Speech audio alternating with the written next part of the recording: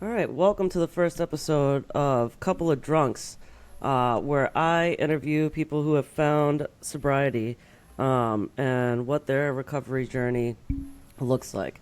Today, my very first guest and someone very near and dear to my heart is Michelle.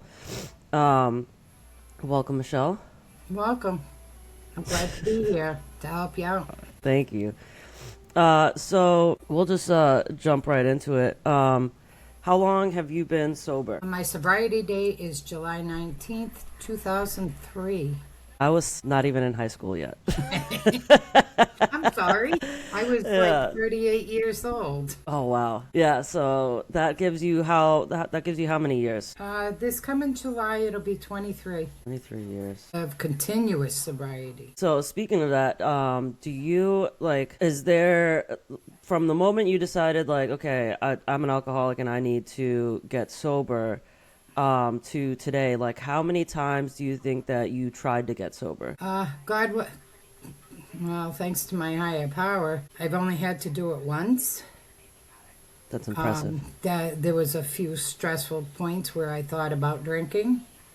But I picked up the phone and called somebody, and they came and sat with me, and I didn't have to pick up that drink. That's really impressive to have that kind of long-term sobriety and no relapses. I mean, I know you know better than most that most alcoholics, it takes them a few tries. You know what I mean? And I especially see it with people that have long-term sobriety, such as yourself, where when they first started trying to get sober, there was a few relapses in between the last go round. You know what I mean? Right.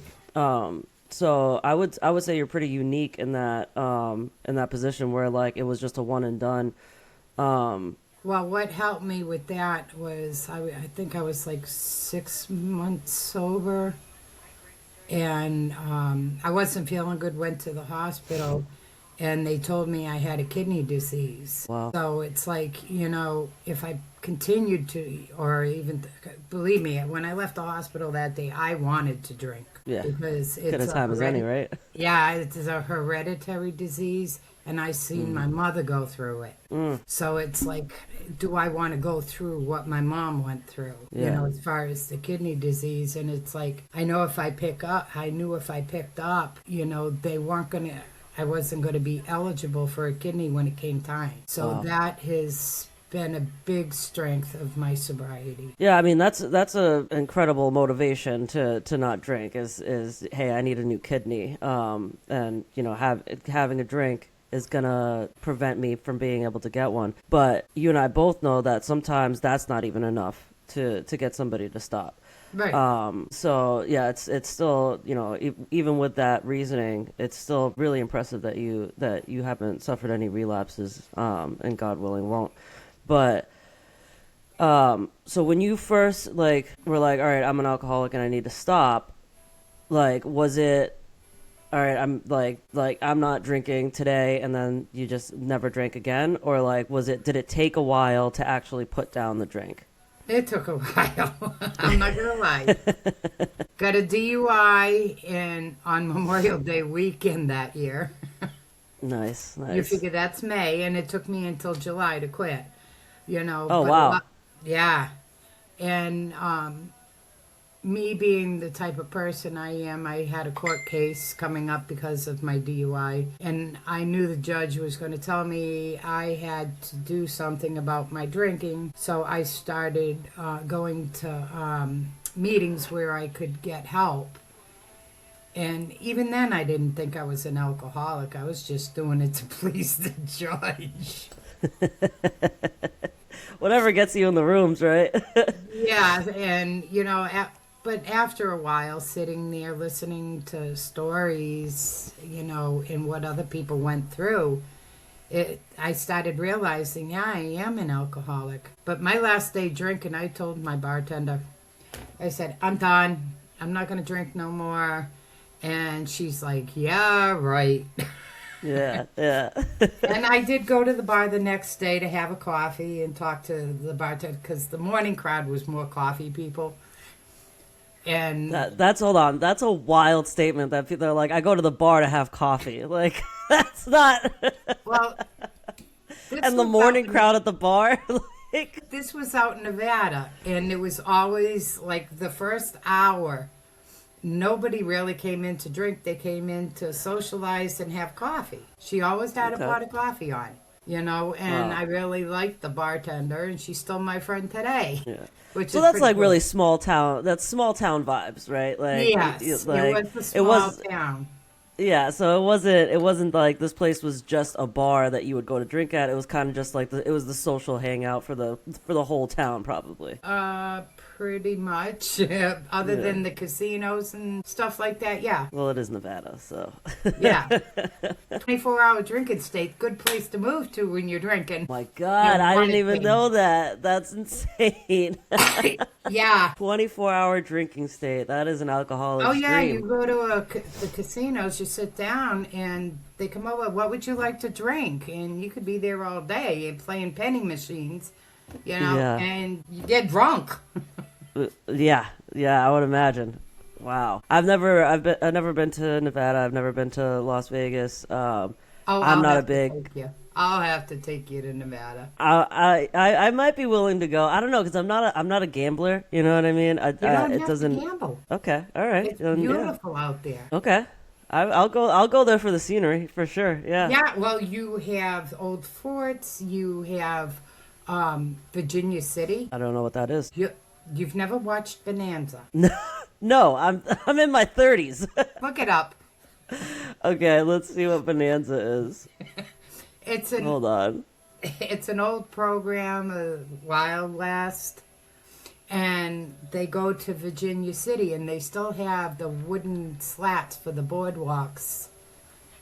It's pretty cool. It's an old mining town, so it's interesting. Sorry, I was having some technical Bonanza. I know I've heard the name, but I have no. Oh my God, that's like an old western. Yes, Virginia City is an old western town. Wow. Okay, so I'm gonna show you. I'm gonna show you what I'm looking at here. This is Bonanza. Yeah, it's a TV program. Hoss Little Joe. Yeah. There, there's Mr. Cartwright. He's the You head know of the the clan.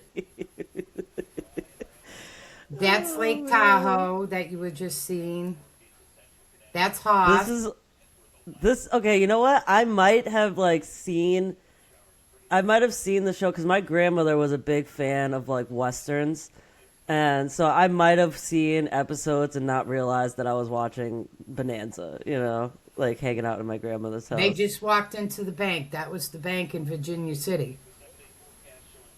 All right, I would. You know what? I think I would go to check out just Virginia City.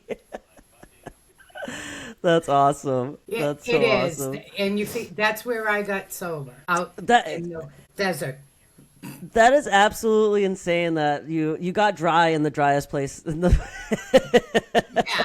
the driest, wettest place in the country. Correct. You go in. It's funny. Well, you didn't get served, but they even had slot machines out there in like the little variety stores. Yeah, like a 7-Eleven. You're just like Yeah, gambling. Oh, God, that's serious. I imagine that the meetings in Nevada are probably pretty wild. You probably hear some great stories in those rooms. Especially if you go into Reno and stuff like that, there's a bigger groups. But the little podunk town that I lived in, you get some of the area towns to come in. Yeah. But even still, there was still a lot of people that showed Yeah. up at a meeting. It was Yeah. amazing. And I made a lot of good friends. And I'm still friends. Well, that's the great thing about recovery, right? Is that when you're first getting sober, it feels like you're never, I mean, at least for me, right? Like, it feels like you're never gonna have fun again. How, like, you're programmed to think that, like, socializing is this, is with a drink. You know what I mean? Like, Yep. how else do you, so when you take the drink out, it's like, how are you gonna socialize now? You know what I mean? Like, everything you've done in a social environment has always been, centered around alcohol. So Yeah, because I didn't that was drink at my, home. oh, I drank at home, but I didn't. I went to the bars and that to drink, to yeah. socialize.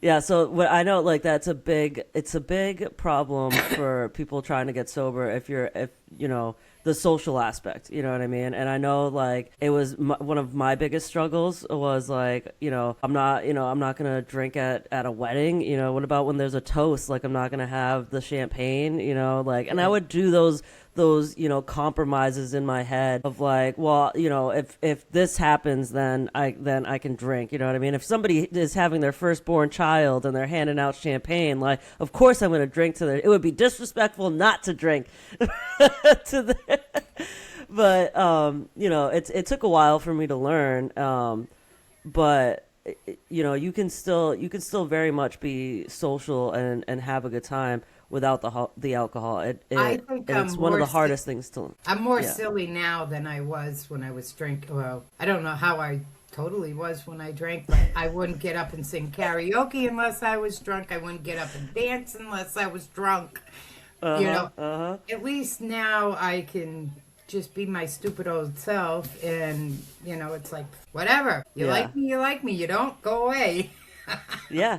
Like it's very true. Like I'm more my authentic self, now that I'm not drinking, and my authentic self is a pretty funny person. Oh yeah, Like you're hilarious.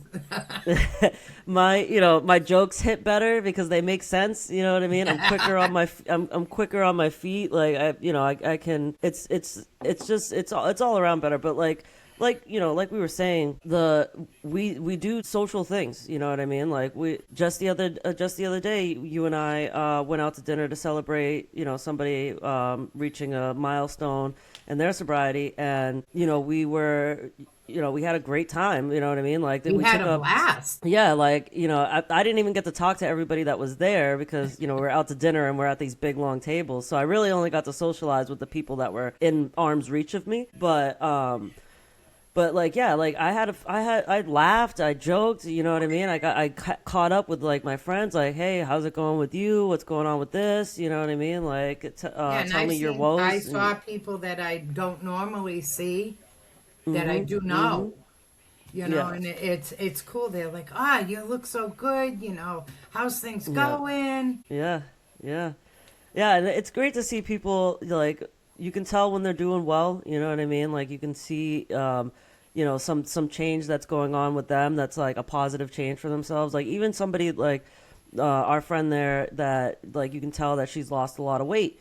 And like I'm very proud of her because I know like weight was a bit of a self-esteem thing for her, and she's That's obviously. one of mine, and still is one of mine. I mean, we all struggle with body image issues, but you can see that she's made some kind of like, and she's Yeah, got long-term sobriety. You know what I yeah, mean? So this is just, so her life was going well before that, but it's right. nice to see this positive change that you can tell when you see one of your friends, like you're more in tune with like how your friend's doing, you know what I mean? And Yeah, like yeah. and be proud of them of like, hey, I see that you've made this positive change, and I'm proud of you and you look great, and I'm happy for you, you know what I mean? And the other Um side to that too is, the close network that we have, the camaraderie that we have with each other.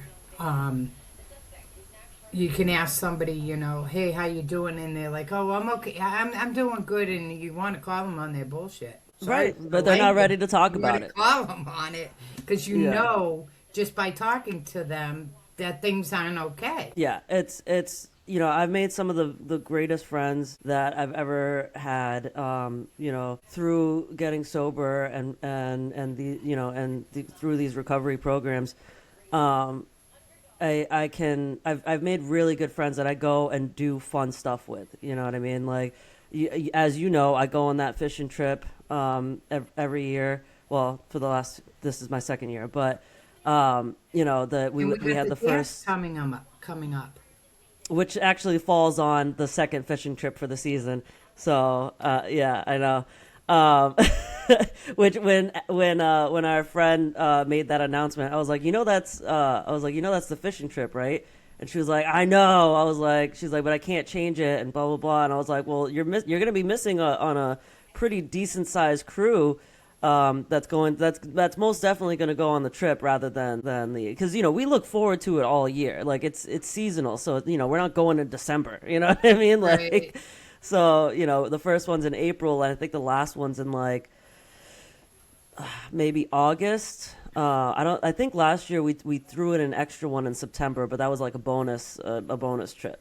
But it's a great like drunk me would never have gone on the like a 12-hour fishing trip, you know what I mean, like being on a boat for 12 hours, like there's no way. Or I would have gotten so trashed that I would have gotten sick on the boat, you know what I mean, like And fell overboard. God, like, yeah, that would have been a real problem. I mean, the only time that I've ever been on a boat before these fishing trips was on a cruise, and you can imagine how trashed I was the entire time. Like, don't get me wrong, it was a great time, but I was definitely drinking sun up to sundown, continuously. You know what I mean? Yeah. And I did have a lot of fun, but yeah, like there's definitely gaps in that in that trip that maybe I don't remember so well. Probably. you know so yeah, the biggest takeaway from this part of our conversation, I think, is the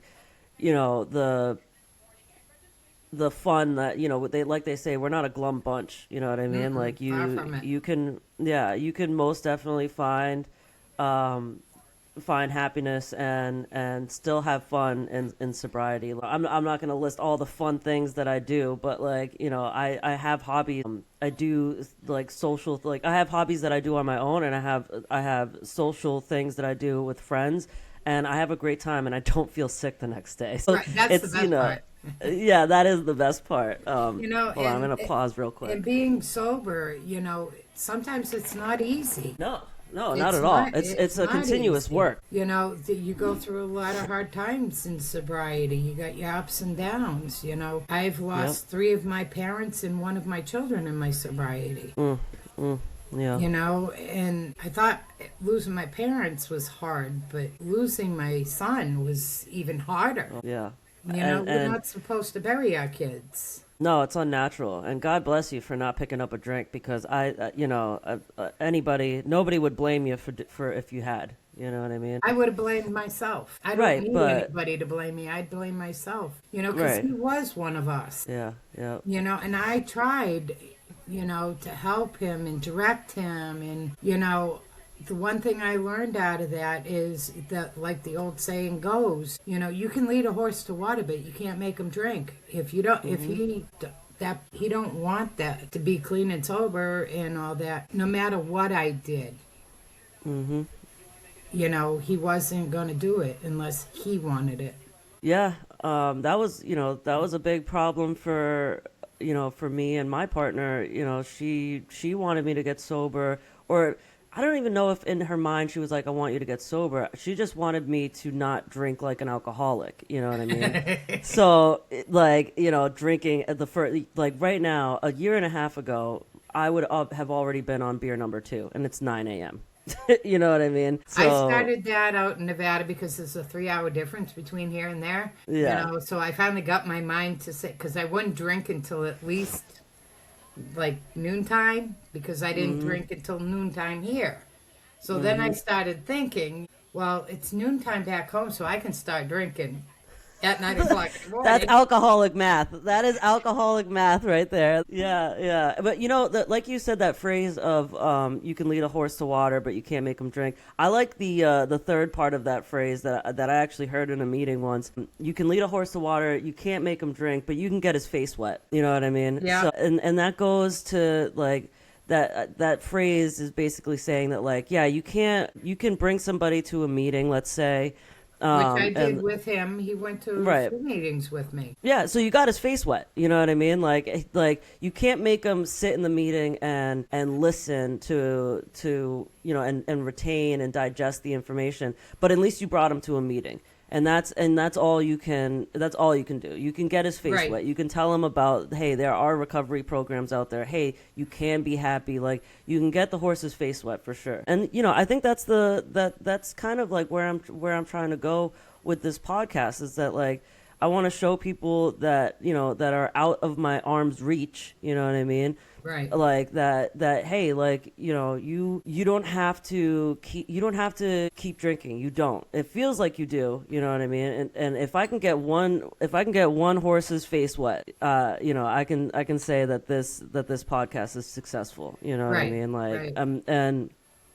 part of recovery programs is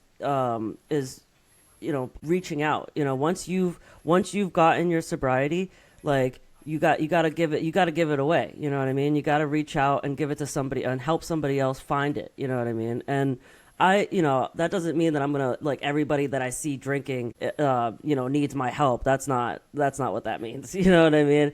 Because some people can drink in safety, and some people can, don't have a problem. They can, like, my wife went out drinking last night, and she had a good time, and then she's not probably gonna have a drink for another month or so, and, like, Right. that's just not me. You Yeah. know? And we sit there and think, that's not fair. Yeah, like, she can go and have a good time, and you know what I Yeah. mean, and just leave it there. Hey, I had a good time. Whereas, like, if I go out and have a drink today, I'm gonna have a drink tomorrow, and I'm gonna have a drink the next day, and and it's gonna continue until I figure out how to stop again. Right. It's really the biggest. That's the difference between an alcoholic and somebody who can just drink on occasion. You know what I mean? Who can drink in safety. Trying to remind the person coming in, because they're the most important person in the rooms that when they They go. are. Because for somebody like me, I get confronted. Well, why do you still go? Because I need it. It's like, why do I still Not take only do insulin? I need it, but I'm there to help the person coming in, too. You guys remind me of where I was when I first got here. Lonely, anxious, I don't belong, and then you listen and everything else. And then you realize, yeah, I do belong, Yeah. and you learn to take it one day at a time. Yeah, yeah. That's the biggest, realizing that, like, you're not looking for the 1 month, the 2 month, the 3 month mark. It's just Like, for today. exactly. That was the biggest difference between me, relapsing every, 24 to 72 hours, you know what I mean, to where I am today, almost a year and a half sober. It was finally accepting that, like, I can't think about getting to the 1 month, the 2. I can't think about it like that. It has to just be for this moment. I am sober right now. Right. You know what I mean? I took it to that simplicity of, like, I'm sober in this moment right now. Not even, like, just for the 24 hours. Like, I had to break it down to in this moment, Some people have to. that's how I had to do it. I couldn't think of it even in 24 hour. I had to think of it in the present moment. I am going to stay sober, and I'm not going to go to the liquor store. And just kept, like, that's what made the biggest difference for me, between collecting all those 24-hour chips to finally accumulating, some real time. You know what I I'm mean? surprised you don't have a little plaque going up there. Yeah. I have a little, like, silk sack with all my chips in it, and, like, somebody told me, like, oh, like, you should give them back to the meetings, and I was like, no, dude, I need that. I earned I need every those single chips. one of them. Yeah, I need that. I need to know, like, how many chips it took for me to finally get that 1 year chip. You know what I mean? And it was a lot more. There's a lot of silver chips in there. I'll put it that way. You know what I mean? Versus the red and the green and all them. Yeah. It took a lot of silver chips, 24 hours to finally get to, and it's funny because I see, like, it's a lot of, like, 24-hour chips. It's a lot of 1 month, 2 month, 3 months, and then as it gets to, like, 4, 5, and 6, I have fewer of those. You know what I mean? And once I get past 6, I only have one from each. 7, 8, 9, 10. Right. So yeah, it Shows took the me a lot. progression. of Exactly. sobriety. Exactly. You know, it shows and it reminds me of, like, you know, it took a lot of work, you know, and I don't want to ever pick up another 24-hour chip, you know. That I know we say no shame when we hand those out, but they're, you know, the person grabbing it, they do feel shame, Yeah, unfortunately, you know. yeah, But we don't shame them, I think, is what we're no, saying. You know yeah. what I mean? You can hold all that shame on your own, but we you know, we're not ashamed of you. We're proud of you for coming back, you know, and that's always, it's an incredible feeling, you know, to know that even though that you might be ashamed, that, like, at least for me, like, I might have been ashamed every time I picked up those 24-hour trips. There's so many people were rooting for me, you know. Well, I have a sponsee. She had almost 6 months, and she called me crying, and it's like, what's the matter? And she goes, I went back out. Mm-hmm. And she expected me to, like, ream her out, and it's like, but you're not doing it today. And she's like, no, this was last night. And that I said, so you continue on today, keep going forward. And she's coming up on a year Nice. very shortly, because she plans on coming back to Putnam to Yeah. Yeah. see me and a few other people, and I'm proud of her. Good, good. You know, and, like, I know I've had my own phone call with you just like that. You know what I mean? And so you're a great inspiration, a great person to call in those moments. You know what I mean? You have good feedback for somebody that you know, may be struggling. You know what I mean? I'm not going to put you down because of your struggles. You're doing that on your own. Right. You You're know, gonna hold if that. anything, I'm going to try to say, okay, it happened, but we can go on from here. It's not totally detrimental that, you know. Right.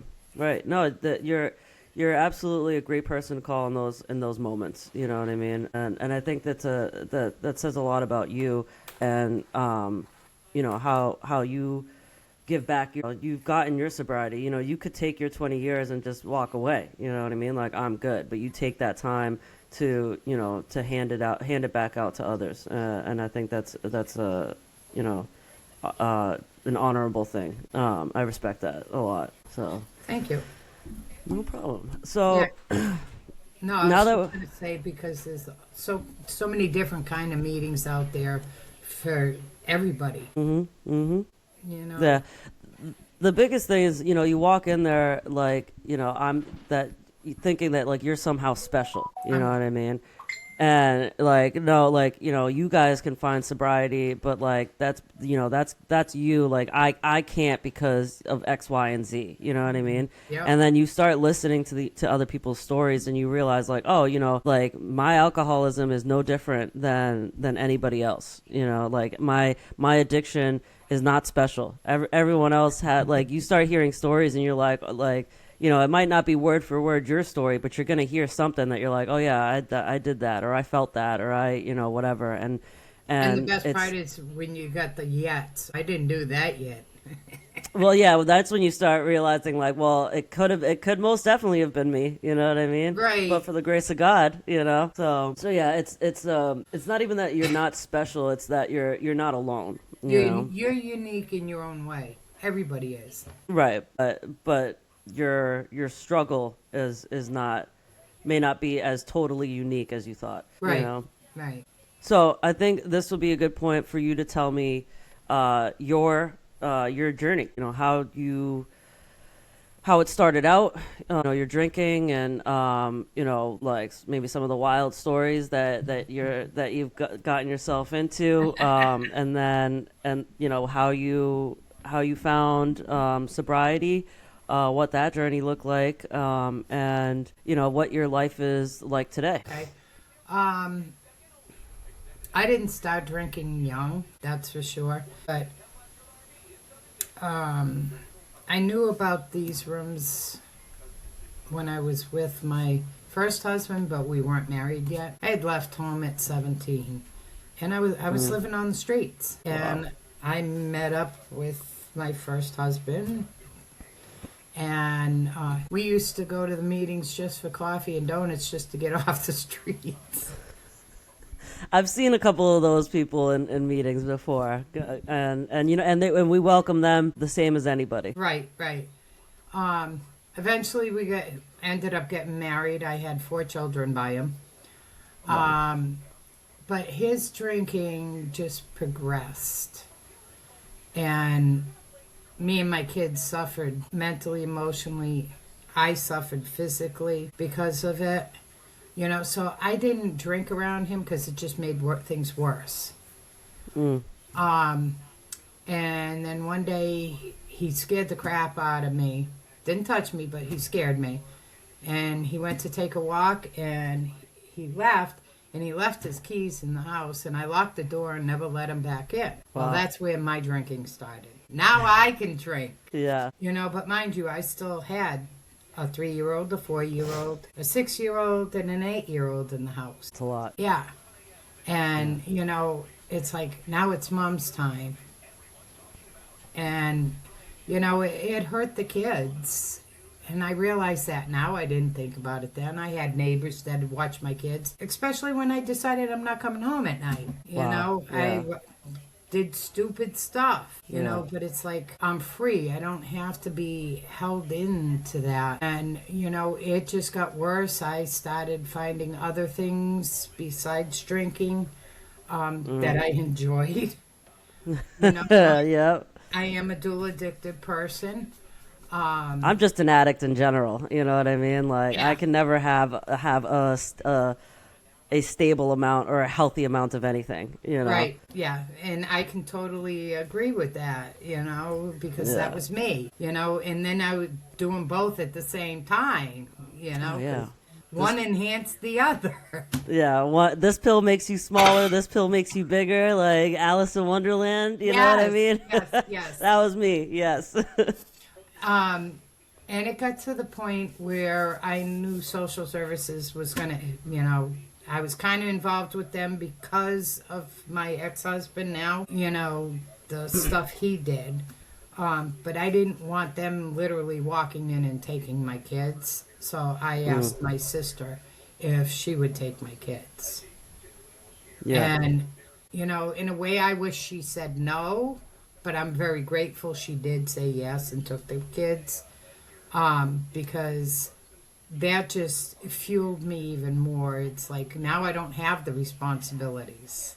Now I can be me, and the one rule my sister had, because she continued to let me see my kids, providing I wasn't drinking and using. Well, I'd tell her I was coming and then not show. So my kids suffered from that.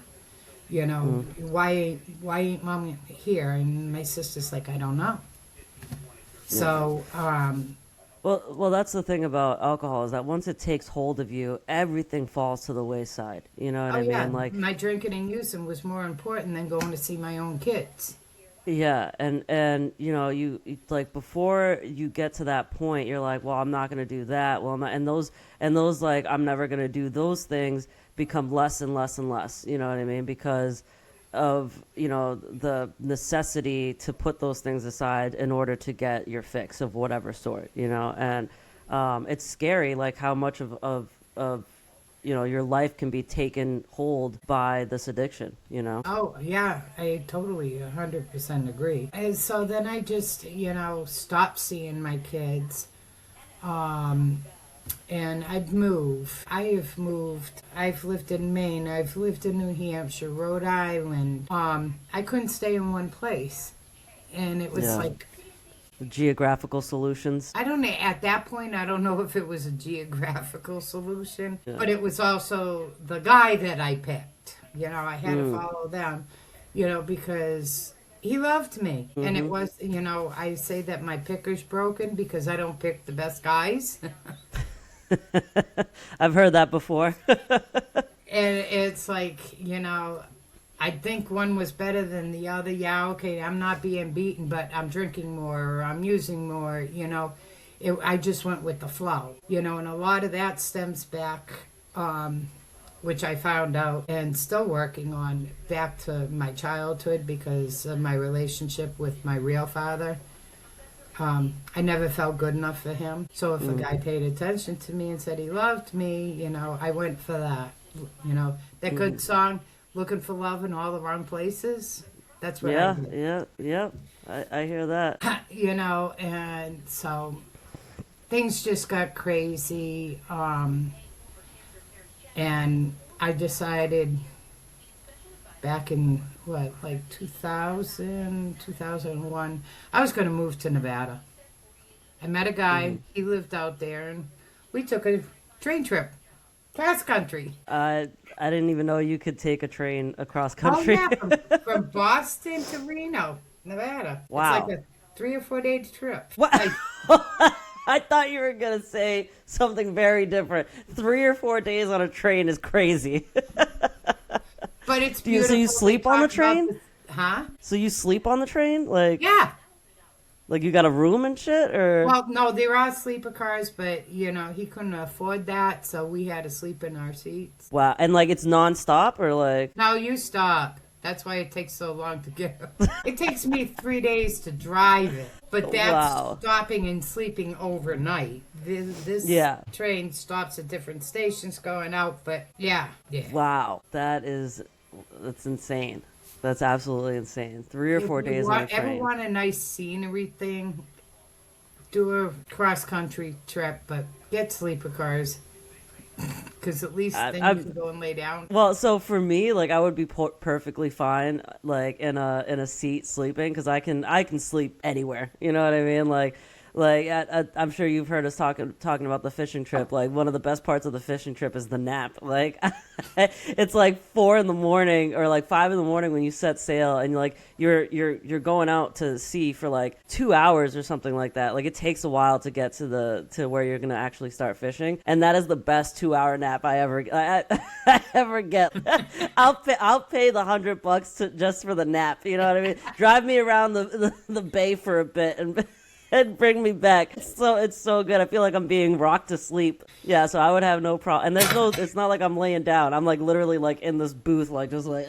So I got out there, and that's when I realized, you know, you could drink pretty much all the time. It's, Wow. you know, they were up 24 hours, you know, and it's like crazy, crazy stupid. And it's like, and then I managed to get myself a DUI. Oh, I missed the whole part. The guy I moved out there with, I ended up marrying him Okay. because he got a DUI,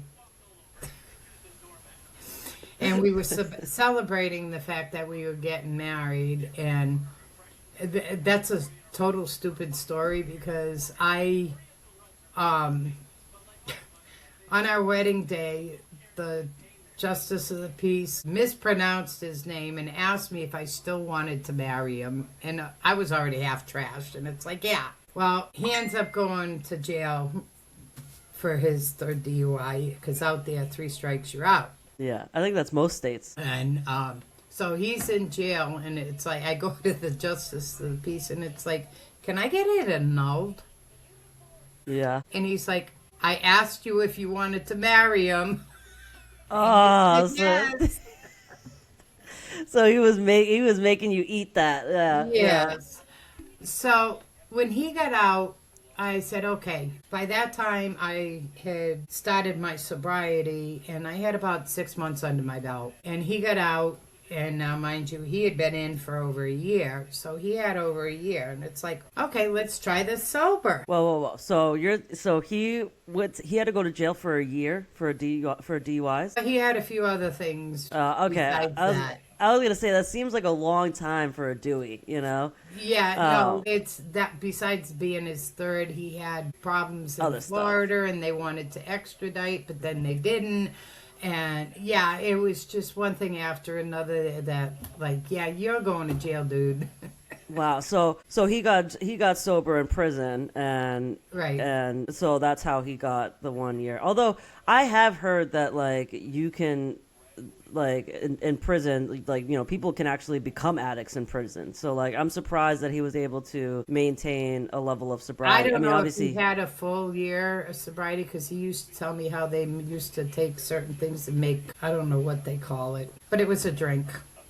Yeah, they ferment like some fruit, their fruit Yeah. cups or whatever the hell. Yeah, yeah. But anyway, I looked Um, at it, he was sober. I was sober. Let's give it a try. Well, so within how long into his prison sentence were you drinking before six you months. decided? So you had 6 months under your belt by the time he got out.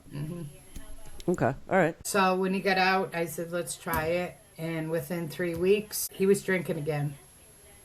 And Yeah. I told him, I said, no, it ain't going to work. I want a divorce. And he's like, oh, yeah, your friends are telling you got to divorce me. And it's like, no, I don't want to be with a drunk.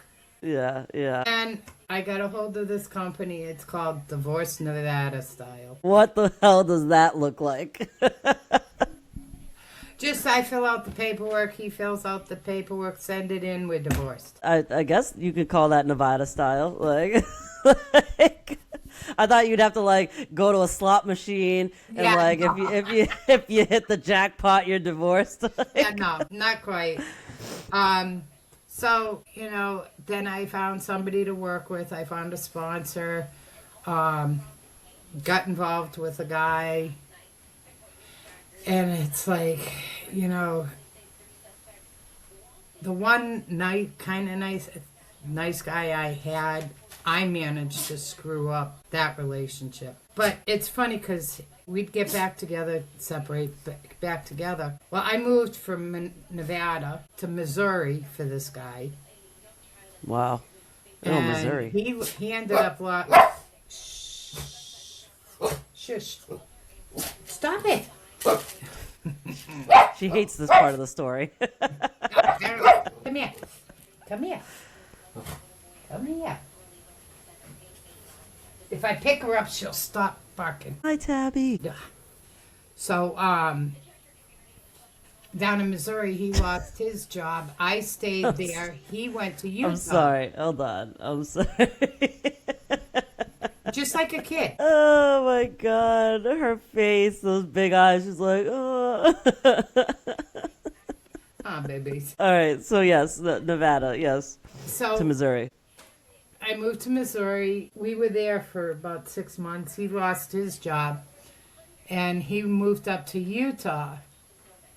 Because his son was up there. And he started working for the oil companies up there. Drilling in that. Wow. And he got us an apartment, so I ended up driving from Missouri to Massachusetts, spent a week with my family. And you talk about God shots and stuff like that. The day I was supposed to leave Massachusetts to drive to Utah, my truck wouldn't start. Man. And my fuel pump had gone. Yeah. So That's $500 later, I get that fixed. I leave the next day. I stop in Ohio at a motel and get my room, go up to my truck to move my vehicle, and my truck won't start again. And it's like, oh, Lord. So I had to go back in, and it's like, can we change my room someplace closer so I don't have to walk so far? And they did. Next morning, come out, called AAA. It was my battery died. All right. Well, that's not so bad. No, but the best part to that, though, there was a battery store right across the street from the motel that I stayed at. Yeah. So I managed, I had to buy a new battery. Huh? That costs a few hundred, right? Actually, no, it was less than $100 out there. Oh, okay. All right. Not bad. So I moved to and I made it to Utah two days later.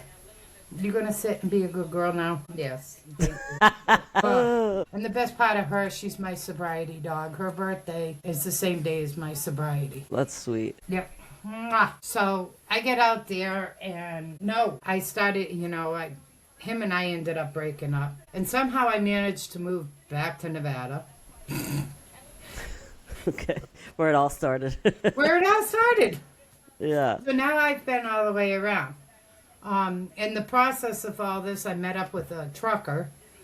And I ended up in a big rig. Like staying in it with him? Yeah, for 6 months. We traveled all of the United States. I was in 3 provinces of Canada. Yeah, I was all Wow. over. All over. My uncle, my aunt and uncle, my uncle used to be a trucker as well, and I still remember growing up when he would roll into town, and the truck that he had, like I could, it was recognizable for me, and yeah, like I remember like he was showing me, and like they have like the little sleeper bed in the back, Hmm. and like they had like lights hanging and stuff like that, Yep. and I thought it was like the coolest thing. And now that I'm an adult, I'm like, that sounds awful. Like, Yeah, I lived in a truck for 6 months. It was different, unique. I enjoyed it because I like to travel. yeah, And we ended up in Iowa, okay, and I spent about a year out there. But the best part about all the traveling and stuff like that is I could find a meeting no matter where I was. You know, and that's the good part about being sober. You can find a meeting anywhere. yeah, very true. You know, And now and you then, could do it on Zoom. yeah, Yeah. and, yeah, since COVID hit, Mm-hmm. you know, and then my mom got sick, so I ended up moving back here.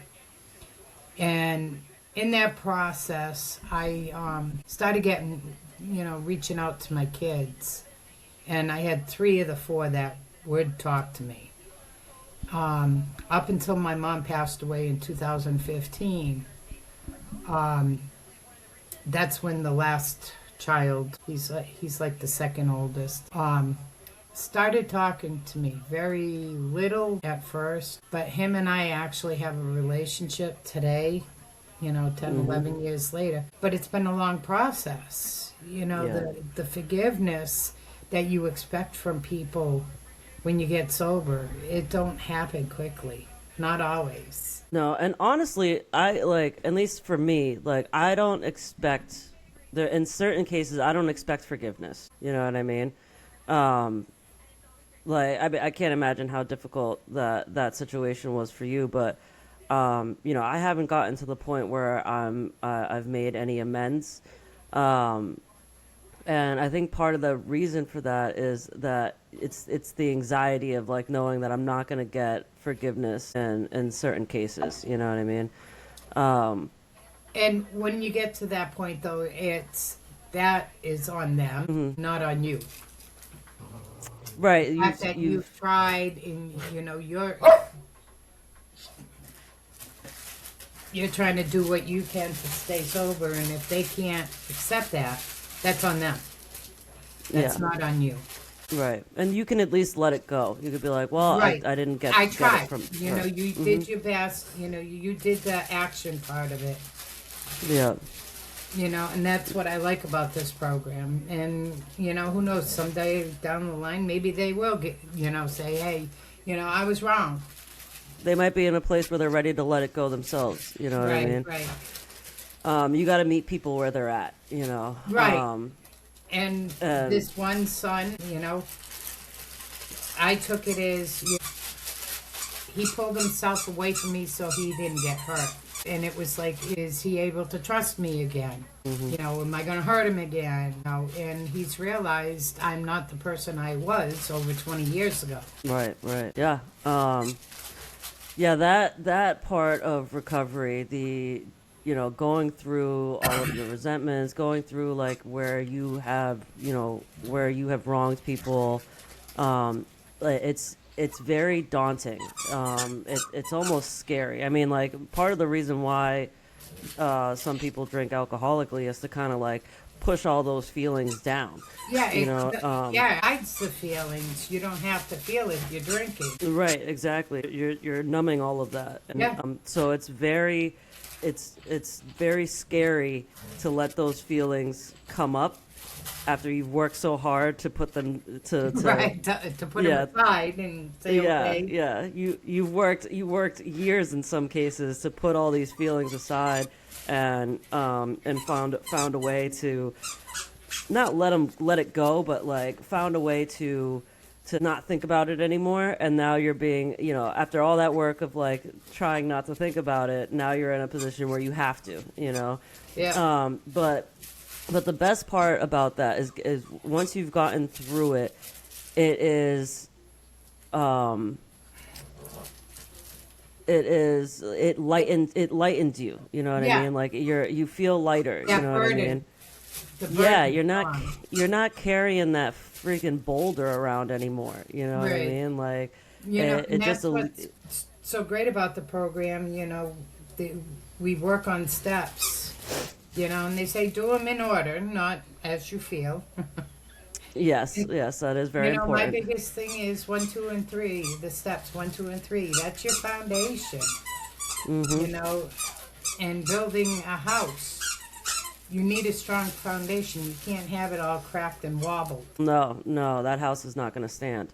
Right, Um, and work 4 through 12 are all action mhm. steps. And that's like putting up the frame, putting up the siding, putting on the roof. Mhm. You know, Yeah. and as long as you can work them to the best of your ability, and you're going to do them over and over, just like you've got to fix something in the house. Yep. Because, there was a dent in it. You got to fix it. Yeah, crack. There's a, you gotta, there's a hole in the wall. You gotta patch it up and Right. repaint, and yeah, yeah. That, and It's that's with doing the steps over and over. You're not done one and done. no, no. It's a way of life. How do you? It's almost like it's a guide to how to live your life with intention. You know what I mean? You're Yeah, not and just if you going can through apply life. that every day, Hmm. you're going to rock and roll. Yeah, yeah. It's really like I've only done the first three steps, but it's the main reason why I've been able to get as far as I have. The steps, step four seems very scary to me. So I've It been took me 4 years to do my first one, so don't yeah. feel bad. Yeah, and you know what? It makes like, and that's the that goes back to what we were saying before. Like you find in recovery that people, that you find people that have the same exact struggle as you. You know what I mean? Like in my head when I walked in, I'm like, oh, these people did the steps in order right when they came in, and I'm like, that's not the case. Like some people, it took a long time before they got to this step or that step or whatever, Some and people that can just fly makes through them. some people And good can, for and them. You yeah, know, I looked at the fourth step and I looked at my sponsor and said, "You're nuts." yeah, Because who yeah, wants to look at their part in whatever, yeah, admit, yeah, okay, I had a part in that person being mad at me. yeah, yeah, exactly. Or even Ow. like looking at the stuff that's like painful to you. You know what I mean? The resentments that you have, like this person wronged me in some way, and you've just been burying that for so long, and now you got to dig that up and really look at it. You know what I mean? Like my dad, I don't think I did anything. I don't think, who knows, I might have done something wrong. But my wrongness that I see in it, I wasn't as good as my brother. My brother was a straight A student. I wasn't. I was C, D, and F. You know? Yeah, I wasn't good enough for my father. And I've yeah, always dealt with that. yeah, And I'm yeah. still working on that. But that's why I now have a sponsor for that. Yes, absolutely. And a The local sponsor, not somebody 3,000 miles away. Yeah, that's the other thing. You got to have that physical interaction with people. You know what I mean? Like it's great to be able to pick up the phone and talk to somebody. Like that's fantastic, but you got to have somebody that you can go grab coffee with. You know what I mean? You Right. got to have somebody you can go get breakfast with. Like those. Those moments.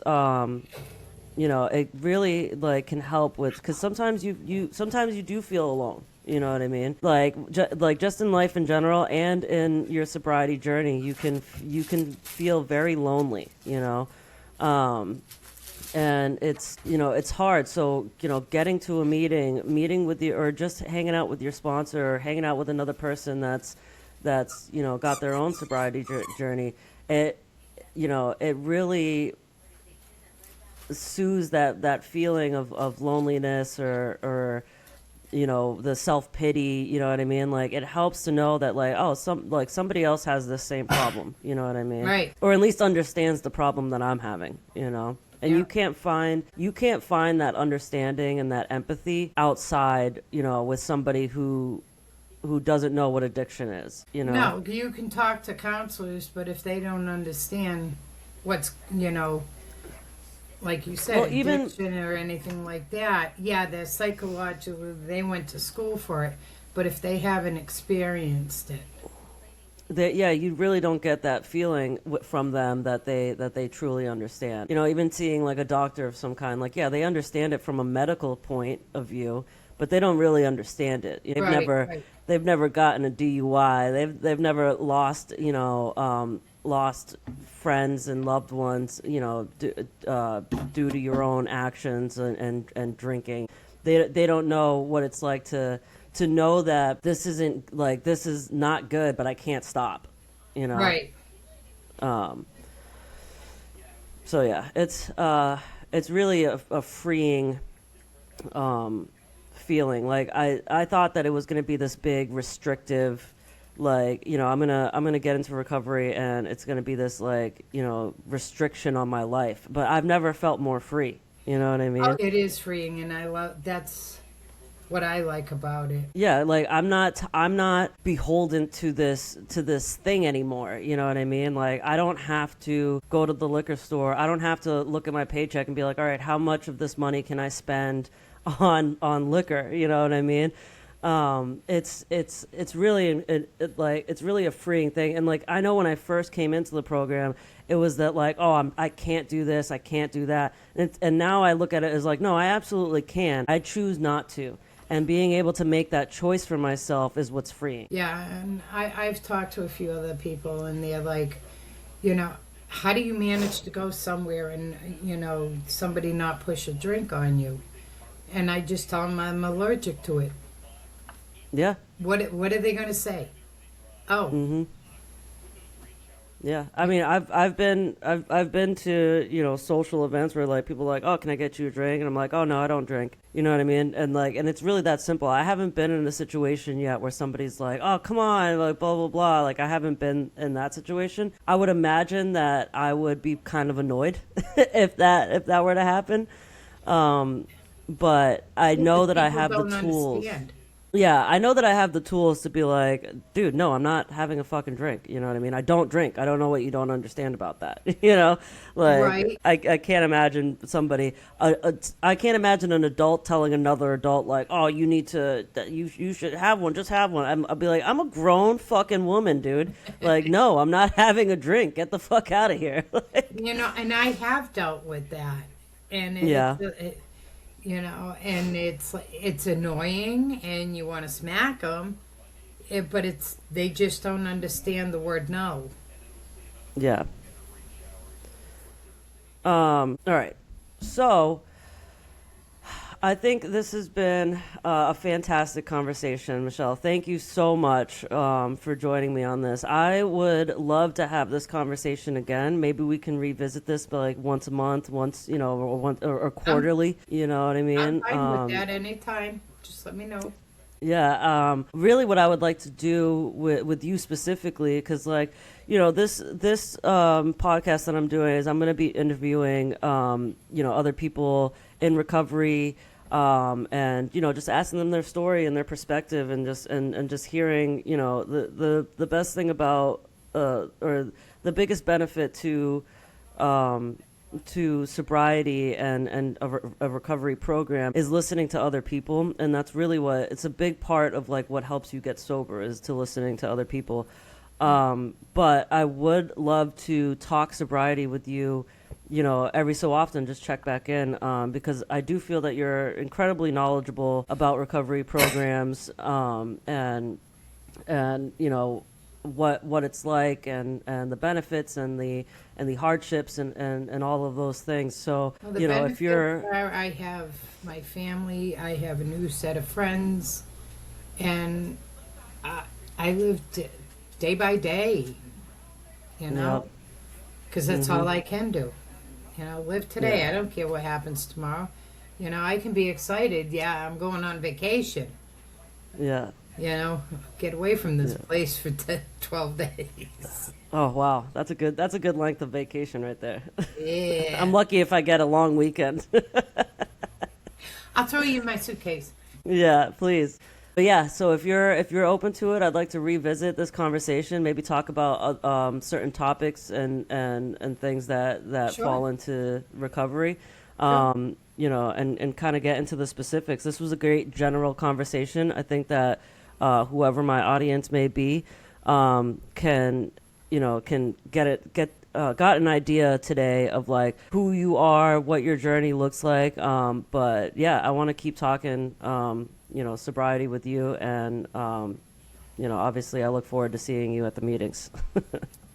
Always. All right. Don't forget Monday. Yes, I know. All right. Thank you so much, Michelle.